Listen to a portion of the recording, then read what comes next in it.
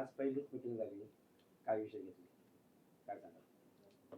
आज शहर सुधारणा समितीची आज पहिली मीटिंग झाली. यामध्ये शहरातील सर्वसामान्य नागरिकाला केंद्रबिंदू मानून त्याला ज्या सुखसुविधा द्यायला हव्यात त्याबद्दल आम्ही सर्व विभागाच्या अधिकाऱ्यांना बोलून त्यामध्ये साधक बाधक चर्चा झाली आणि त्या चर्चेतनं त्यांना तशा पद्धतीचे निर्देश दिले की पुढच्या मीटिंगला सर्व माहिती आम्हाला द्यावी आणि त्या पद्धतीने नागरिकांच्यासाठी सोयीसुविधा कशा चांगल्या देता येतील त्यासाठी आम्ही आजच्या मीटिंगमध्ये सगळे विषय घेतले. त्यामध्ये दळणवळण असेल, आरोग्य संदर्भात असेल, त्याचप्रमाणे आपलं कचरा व्यवस्थापन आहे, वैद्यकीय बाबतीत सुद्धा नागरिकांना जे सुविधा मिळायला हव्यात त्याबद्दल सुद्धा आमची चर्चा झाली.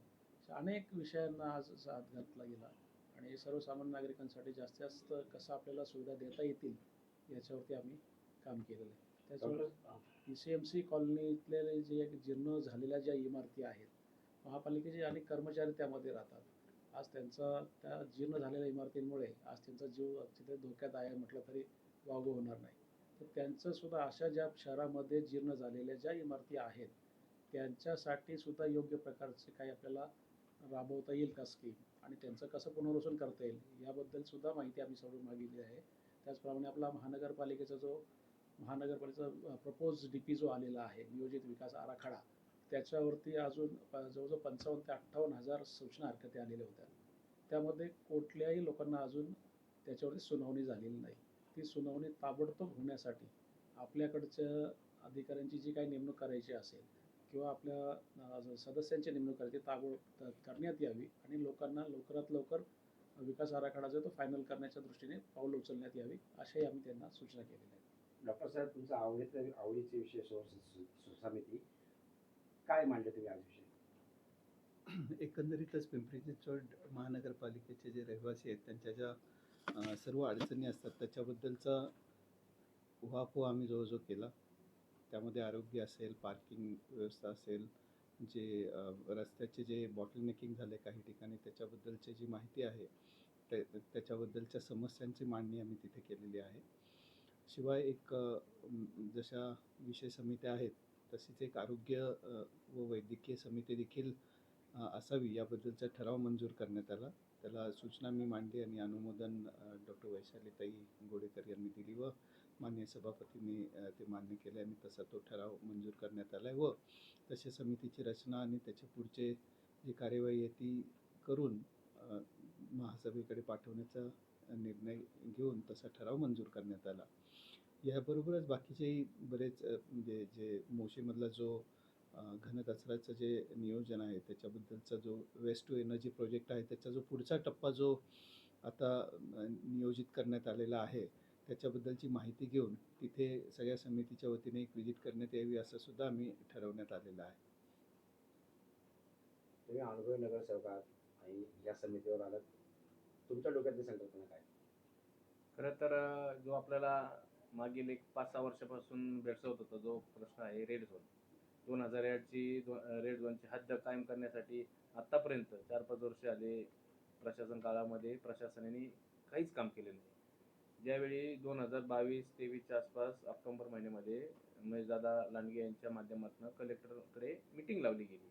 त्यावेळी कलेक्टरांनी आदेश दिले होते की याची जी मोजणीचा जो खर्च महापालिकेने करून त्याची 2008ची निश्चिती दिघी असेल आणि दिघीचा 1145 यार्ड आणि निगडी भागाचा 2000 यार्ड अशी ही परिस्थिती असताना मोजणी झाल्यानंतर आत्ताही अजूनही 2 वर्ष ते प्रलंबित आहेत.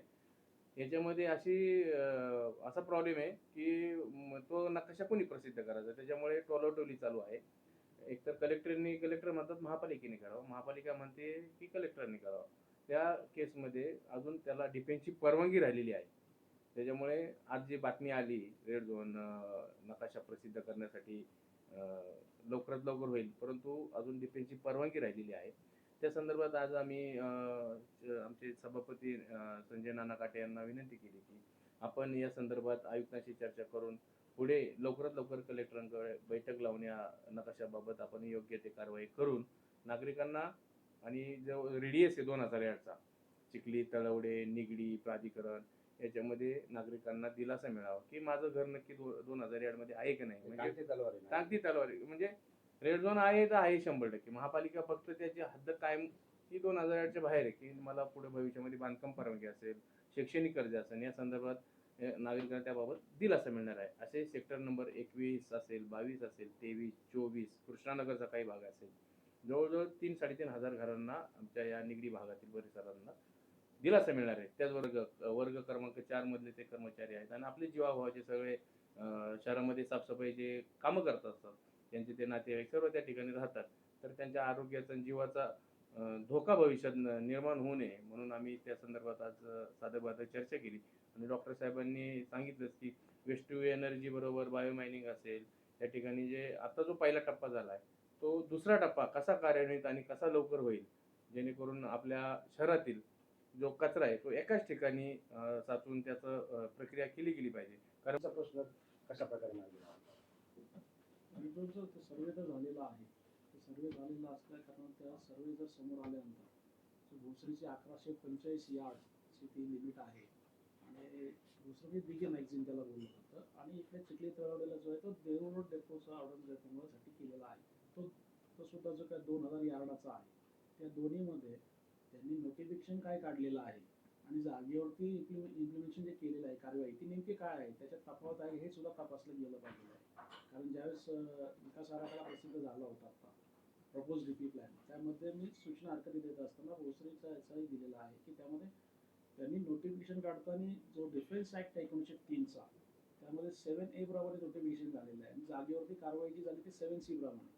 तर 7A आणि 7C म्हणजे त्याचे अंतरची जी लिमिट आहे ती मर्यादा त्यामध्ये दिली आहे. अंतर 7A म्हणजे 1145 मीटर असेल, 7B 760 यार्ड असेल आणि 7C म्हणजे अशा प्रमाणे नोटिफिकेशन एका नावाचं झालं आणि जागेवर कारवाई वेगळी झाली.